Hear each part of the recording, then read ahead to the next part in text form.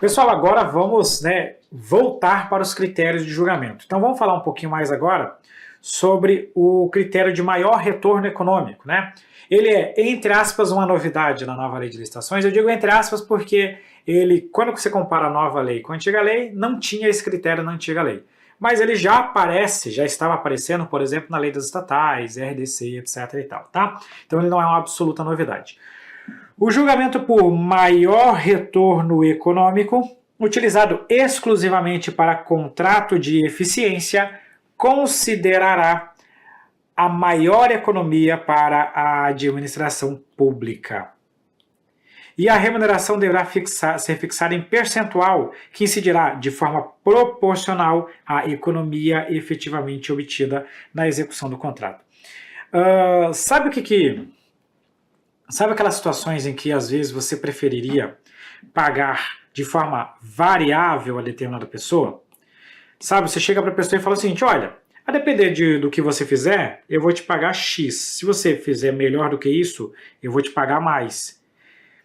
Você analisa o quanto que aquele serviço é bom para você. Você tem uma remuneração variável. O critério de maior retorno econômico, ele faz esse tipo de análise. No critério de maior retorno econômico, a remuneração do contratado, vencedor da licitação pública, vai ser uma remuneração variável, conforme a economia que ele vai gerar para a administração pública, tá? Então vamos lá. O critério de maior retorno econômico é o critério que vai tratar das situações em que a administração pública vai buscar obter uma economia. Então eu quero contratar uma empresa que vai prestar um serviço, e esse serviço vai gerar uma redução de custos para a administração pública. Vamos lá. A administração gastava X milhões na confecção de merenda escolar. X milhões de reais na confecção de merenda escolar. Eis que vem uma empresa que fala que ela tem uma solução de logística, que nessa solução de logística você vai maximizar o trabalho e vai gerar uma economia para a administração pública. Vamos gastar menos nesse caso aqui. Esse tipo de situação nós denominamos de contratos de eficiência. O contrato de eficiência é um contrato de prestação de serviços que tem o objetivo de gerar uma economia para a administração pública. Então ela vai prestar determinado serviço na parte de logística que vai fazer com que a administração pública tenha um custo menor. E quanto maior essa economia, maior vai ser a remuneração para essa pessoa que foi contratada. Ela vai receber de forma proporcional à economia gerada. Mas como é que eu vou aferir a proposta dessa empresa? Porque aqui na proposta nós vamos ter que analisar dois aspectos da proposta da empresa. Essa proposta ela vai ser formada por dois conteúdos. Tá? O que tem na proposta da empresa? A primeira parte da proposta da empresa nós vamos chamar de proposta de trabalho. Na proposta de trabalho consta aquilo que a empresa vai fazer, aquilo que ela está se comprometendo a fazer. Nessa proposta de trabalho nós vamos ter dois elementos. Quais que vão ser as obras, serviços e também bens que ela vai me fornecer. Então vamos lá, eu vou pegar um outro exemplo. Aqui em casa eu estou gastando X de energia elétrica todo mês. Tem meu estúdio em casa, tem isso, tem aquilo, eu estou gastando X de energia elétrica. Vem uma empresa e fala o seguinte: olha, nós vamos fazer uma reforma aqui na sua casa, essa janela vai para cá, esse disjuntor nós vamos trocar para um outro modelo, a sua disposição de luz vai ser diferente, nós vamos trocar os modelos, assim assado, e com isso você vai ter uma economia. Então ela disse o que ela vai fazer, qual obra, qual serviço, quais bens que ela vai fazer, quanto que vai custar esse procedimento. E ela vai dizer para mim quanto de economia que eu vou obter. E ela diz o seguinte: com isso aqui você vai ter uma economia de 50% na sua conta de luz.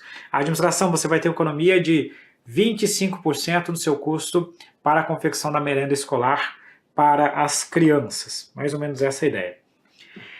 A segunda proposta é o que nós vamos chamar de proposta de preço.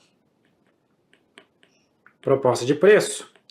Eu vou analisar o seguinte. Qual que é o percentual que ela vai querer dessa economia? Ok, eu vou te gerar uma economia de 25%. Mas eu quero verificar, quero que você me remunere com 5%. Desse 25%, eu estou falando assim o valor total. Eu vou ficar com 5% dele. Então, efetivamente, você vai ter 20% de economia, porque 5% você vai pagar para mim. Essa proposta de preço ela vai ter que ser convertida numa unidade monetária. Você vai pegar e vai colocar num valor de quanto que você vai cobrar por isso. Tá? E qual que vai ser o resultado final? O resultado final nada mais é do que a diferença. A diferença entre a economia e o preço. Essa que vai ser a proposta, o resultado final. A gente vai analisar qual que vai gerar o resultado maior. Porque funciona mais ou menos o seguinte. Eu vou ter duas empresas me apresentando uma proposta para fazer essa mudança aqui em casa para eu ter economia de energia. Uma me prometeu 50% de economia, a outra me prometeu 40% de economia. Uma está 50%, a outra está 40%. 50% está melhor, né? Mas a 50%, ela vai me cobrar 20% do 50%. Então, não 20% do 50%, 20% do total. Então, eu vou ficar com 30% de economia, porque 20% eu vou pagar para ela. A outra, que me dá 40%, vai ficar com 5% da economia. Então, eu vou ter 35%. Numa eu fiquei com 30%, a outra com 35%. Então, é essa diferença que é o que eu efetivamente irei economizar, tá? Então, essa é a análise que nós vamos ter no maior retorno econômico. Pessoal, esse critério aqui, ele é um critério de julgamento que é exclusivo da concorrência. Somente a concorrência admite o critério de julgamento de maior retorno econômico, tá bom? Bom, e professor, eu estou na seguinte dúvida. E se não for gerada a economia prometida? Se não for gerada a economia, o que vai acontecer? A diferença entre a economia contratada e efetivamente obtida será descontada da remuneração do contratado.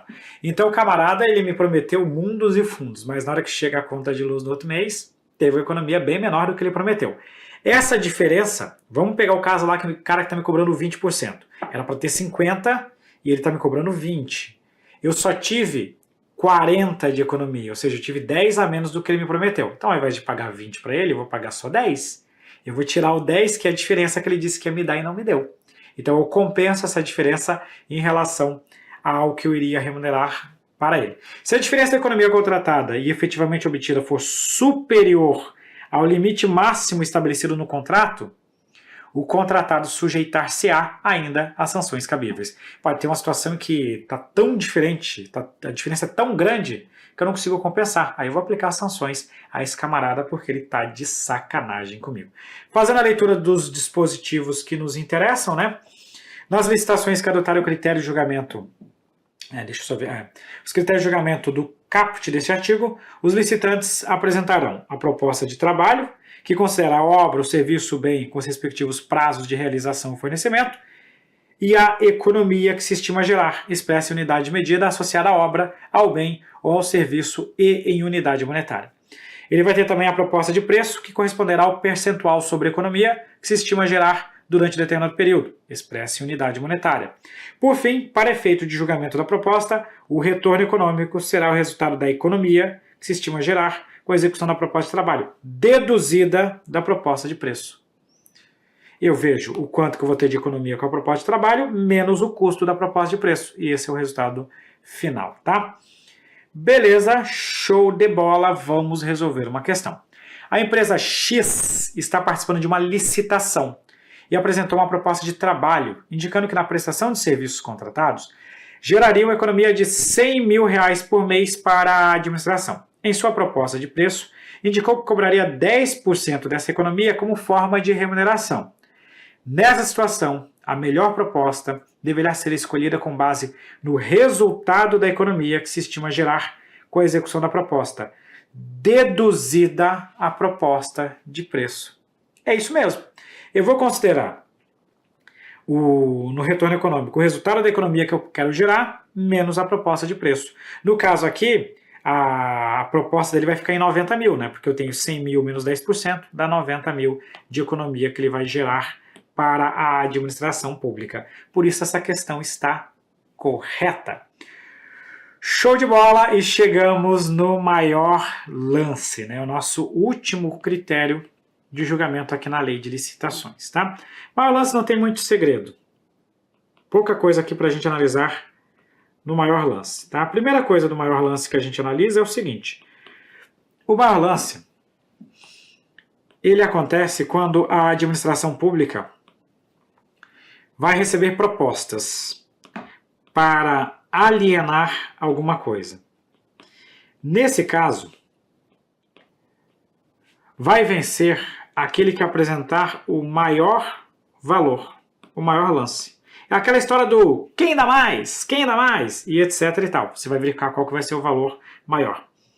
Esse critério aqui é o critério exclusivo do leilão, né? Eu sempre comento com vocês que existe aquele caso do amor verdadeiro, né? Que é o segundo maior amor do mundo, que é o caso em que você tem o maior lance e o leilão. O segundo maior amor do mundo, porque não supero o meu amor pela minha esposa maravilhosa, minha linda, gatíssima e sensacional patroa, também conhecida como Aline, né? Mas esse aqui é o maior lance. O maior lance está para o leilão, assim como o leilão está para o maior lance.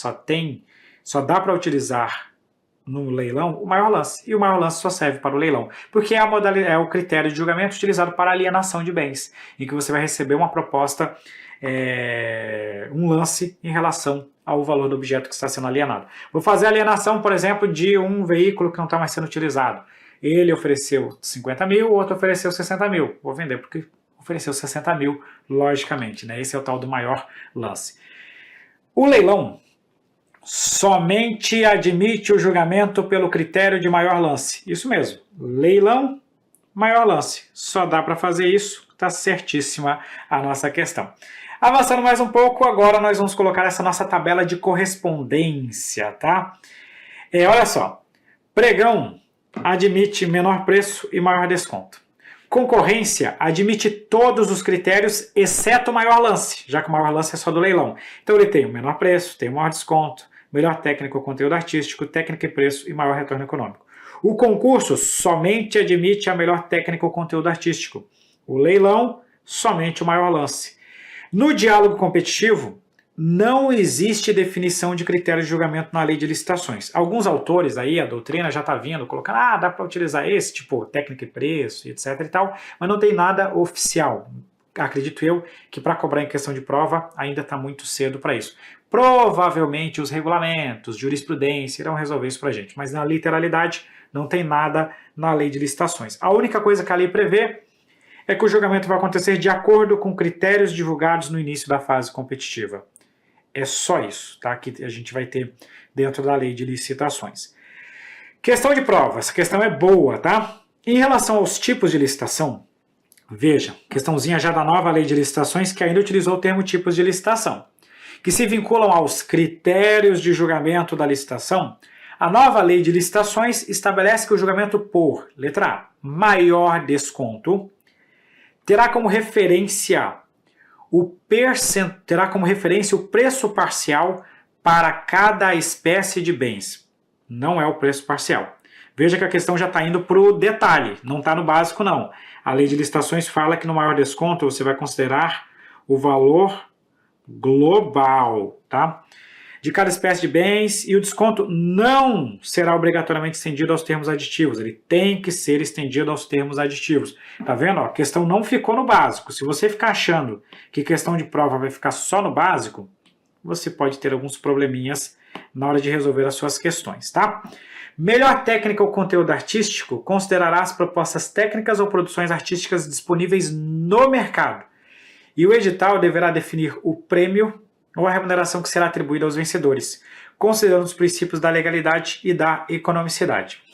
Qual que é o X dessa questão? Quando você emprega melhor técnica ou conteúdo artístico, Você está falando aqui de uma situação em que você vai desenvolver. Você vai elaborar um projeto. Então esse projeto, ele não está disponível no mercado. Você não vai chegar lá numa prateleira e pegar. Eu quero elaborar, por exemplo, eu quero contratar um artista para elaborar uma letra de uma música, porque nós vamos estabelecer, cara, vou exagerar aqui, um novo hino nacional. Você vai fazer um concurso para isso. Ele vai vir com algo novo, não é algo que está disponível no mercado. Essa que é a ideia do concurso, você vai fazer o concurso. É no concurso que o pessoal vai desenvolver e apresentar a solução que você está tratando. Por isso que essa letra B está errada, no nível de profundidade bem interessante, né? Letra C, o maior retorno econômico, utilizado exclusivamente para a celebração de contrato de eficiência, considerará a maior economia para a administração. Ótimo, até aqui tudo certo, né?